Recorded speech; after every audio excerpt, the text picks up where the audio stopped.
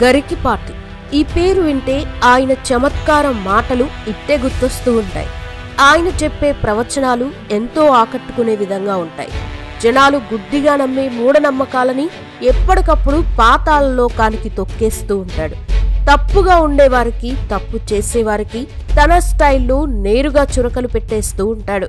అయితే దేవుడంటే అంత భక్తి లేని గరికిపాటి ఈ స్థాయికి ఎలా చేరుకున్నాడు? ఆయనలో ఇంత మార్పు రావడానికి కారణమేంటి? ఆయన ఎంతవరకు చదువుకున్నారు? చేసే ఉద్యోగం ఏంటి? ఆస్తులెన్ని? చాగంటి కోటేశ్వరరావుతో గొడవకి కారణమేంటి? భారత ప్రభుత్వం నుండి ఆయనకి వచ్చిన గుర్తింపేంటి అనే విషయాలతో పాటు మరిన్ని నమ్మలేని నిజాలైతే ఈ వీడియోలో మనం తెలుసుకోబోతున్నాం. సో వీడియోని స్కిప్ చేయకుండా ఎండ్ వరకు చూడండి.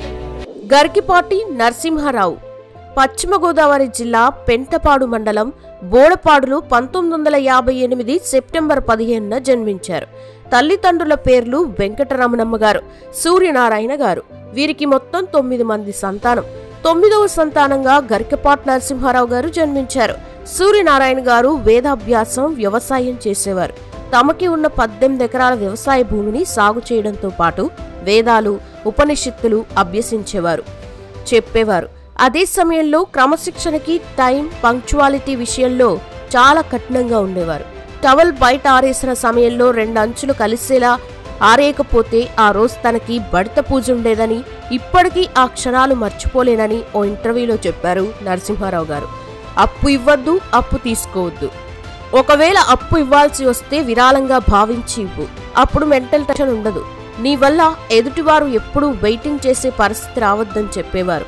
ఇక తల్లి వెంకటరమణమ్మ గారు 3వ తరగతి చదివినా సాంప్రదాయాలకి, సంస్కృతికి ప్రాధాన్యం ఇచ్చేవారు.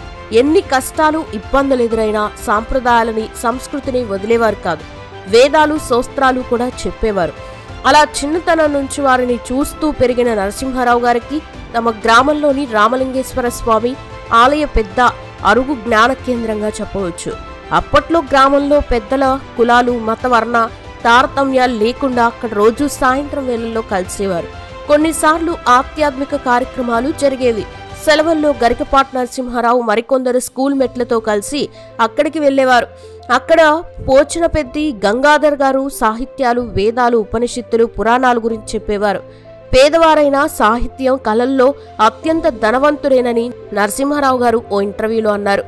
ఆయనే కొన్ని పాత్రలని అభినయం చేసి చూపించేవారు. వరవిక్రయం లాంటి నాటకాలు కూడా నేర్పేవారు. అలా సాహిత్యంపై అభిరుచి మరింత పెరిగింది. 6వ తరగతి నుంచి తెలుగు పుస్తకాలు కంఠస్థలం చేసేవారు. కథామంజరి అనే ఉపవాచకంలో 6 కథల్ని వేసవిలో కంఠస్థం చేస్తారు. ఆ తర్వాత ఇంటర్లో బైపీసీ, ఎంపీసీ తీసుకోవాలని ఇంట్లో చెప్పినా తెలుగు మాత్రమే తీసుకుంటానని చెప్పారు. సాహిత్యాలు, అవధానాలు, కవితలు, కావ్యాలు, ఉపనిషత్తులు, పురాణాలు పఠించడం మంచిదే అయినా బ్రతుకు తెరువు కూడా ముఖ్యమేనని తండ్రి చెప్పినా తెలుగు భాష కోర్సులోనే చేరారు. విజయవాడ ఆకాశవాణి కేంద్రంలో సరస వినోదిని అనే కార్యక్రమం ప్రతి మంగళవారం రాత్రి ప్రసారం అయ్యేది. ఆ కార్యక్రమంలో పేరొచ్చేందుకు 18 ఏళ్ల నుండి 28 ఏళ్ల వరకు నిరంతరం 500 పద్యాల వరకు పంపించారు. అందుకోసం అభ్యసించేవారు. పెంటపాడు డిఆర్ గోయంక కళాశాలలో తెలుగులో BA చేశారు. కాలేజ్లో AISF విద్యార్థి సంఘంలో పనిచేశారు. అనంతరం రాజమండ్రిలో తెలుగు సాహిత్యంపై PhD చేశారు. గురువు బేదవోలు రామబ్రహ్మం గారి వద్ద సాహిత్యం మెరుగులు దిద్దుకున్నారు. తొలుత తాడేపల్లిగూడెంలోని ఓ ముద్రణ శిక్షణ కేంద్రంలో ఉద్యోగిగా చేరి అక్కడి నుంచే తెలుగు ఉపాధ్యాయ వృత్తి కోసం దరఖాస్తు చేసుకున్నారు. 1వ తరగతి ఉపాధ్యాయుడి నుంచి PG వరకు బోధించారు.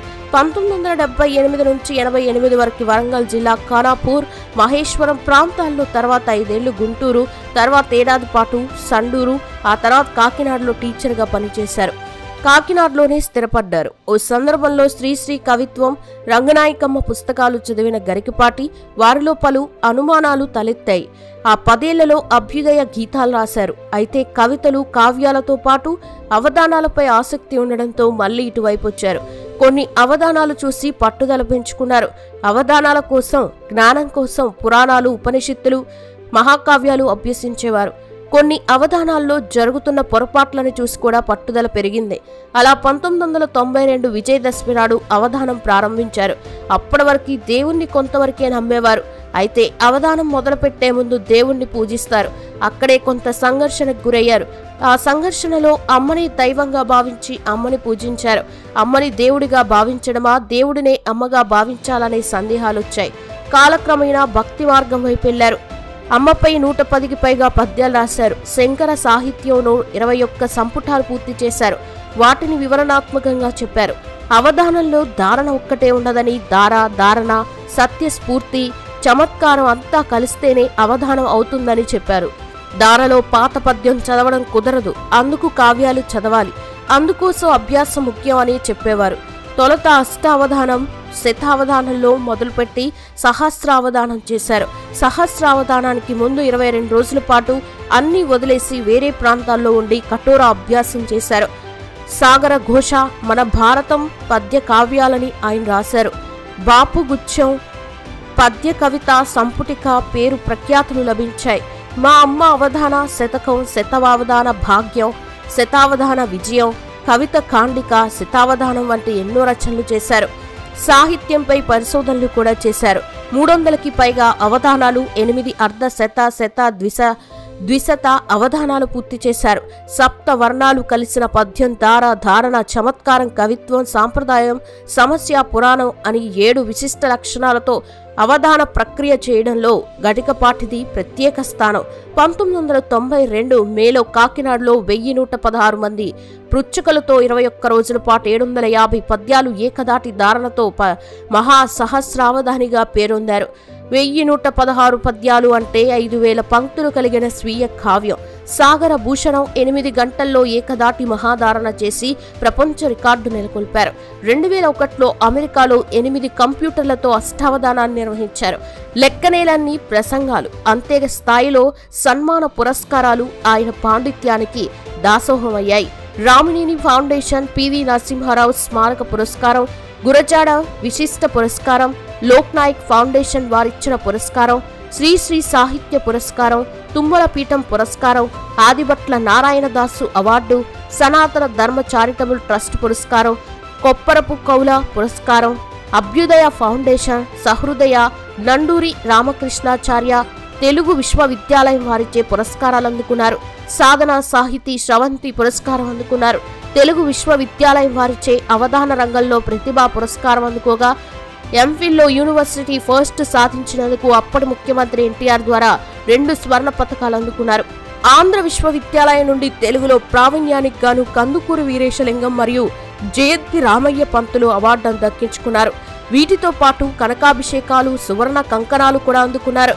భారత ప్రభుత్వం 2022లో పద్మశ్రీ పురస్కారాన్ని అందించింది.